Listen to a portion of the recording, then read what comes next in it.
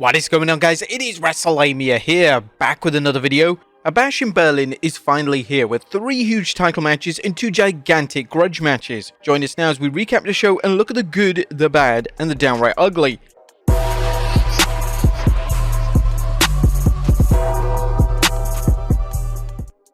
As always, we start off with a recap, as first we look at the undisputed WWE Championship match between champion Cody Rhodes versus Kevin Owens. What happens when 2 friends and allies fight for the WWE's most prestigious championship? Things get heated at times as both men are determined to win, but after Cody Rhodes lands wrong on his knee, KO shows he's unwilling to win at any cost. Owens, the babyface, avoids targeting Cody's bad wheel for much of the match, and it costs him as Cody hangs tough and hits Crossroads for the win, as Cody Rhodes retains the Undisputed Championship. Afterward, both men celebrated, and Kevin Owens shows no signs that he's regretted his decision to take the high road. Next up is the WWE Women's Tag Team Championship match, as champions the Unholy Union of Isla Dawn and Alba Fire take on Bianca Belair and Jade Cargill. Michael Cole and Wade Barrett talk up the champions as greater experience as partners, and it shows for much of the match as they isolate Bianca Belair. However, Belair's talent, along with Jade Cargill's raw power and talent, edges out the champions as they take out fire and hit their DDT suplex double team move on Dawn for the win.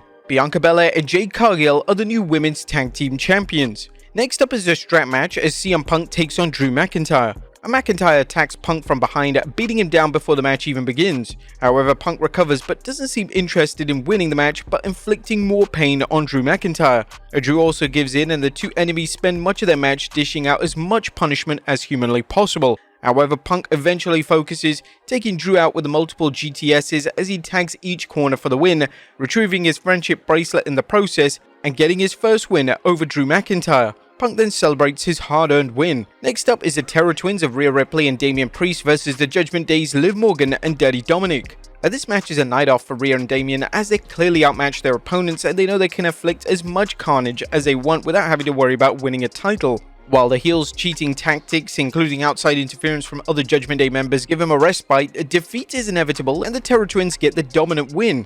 Finally, it's then time for the main event as World Heavyweight Champion Gunther takes on Randy Orton. Randy Orton targets Gunther's arm, well aware of the champion's incredible power. Orton is methodical as always, applying strike after strike to weaken Gunther, and it pays off as the ring general finds himself straining to pull off moves he typically executes with ease, such as a powerbomb.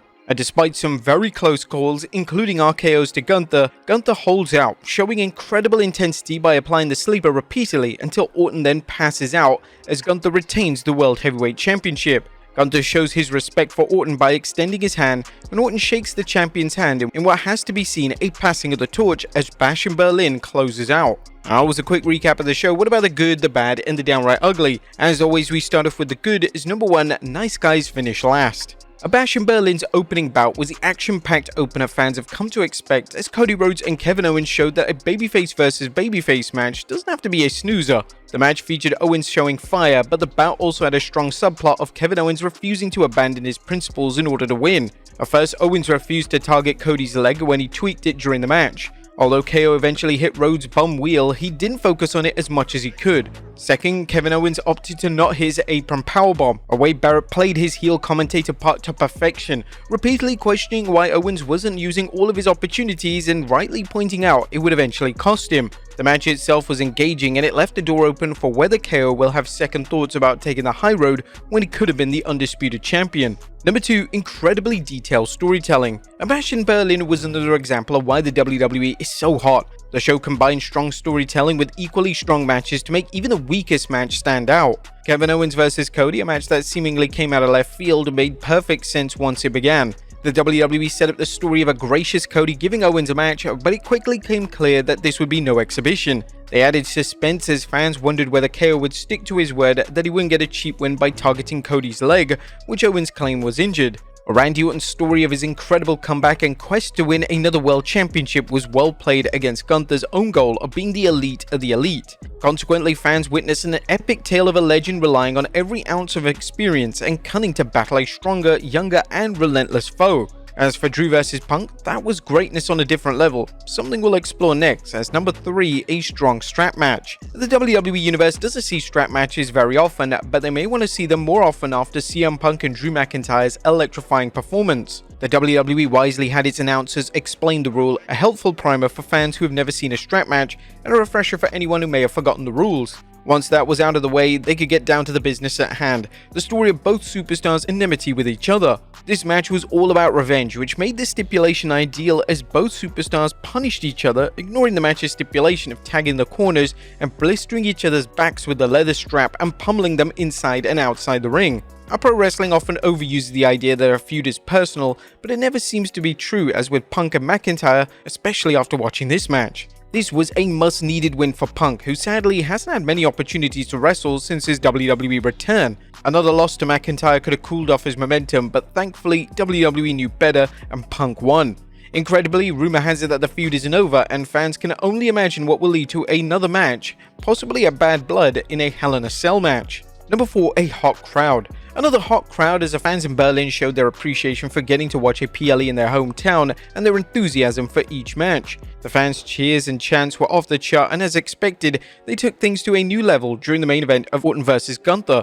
Once upon a time, the WWE had to deal with fans who hijacked the shows because the in-ring quality was so pitiful. And now the product is so good that WWE's only worry is making sure fans' cheers don't bring the roof down. Fans know that a lively audience makes for better shows, and the fans in Berlin made the case for WWE to return very soon. Number 5, the Legend Maker. There are so many ways to describe the Gunther vs Randy Orton main event: instant classic, masterpiece, match of the year candidate, and many more. In the end though, tonight's title defense was all about Randy Orton passing the torch to Gunther by dishing out everything Orton has, and Gunther holding out to win the match. Orton made his name as a legend killer, but tonight he became the Legend Maker, helping Gunther, who's already done so much to help himself through hard work and outstanding performances, enter a rarefied era of megastars. The hard work isn't over, and the stellar performances will continue as Gunther strives to get better every night, but tonight Randy Orton helped pull Gunther up to the top of the WWE mountain.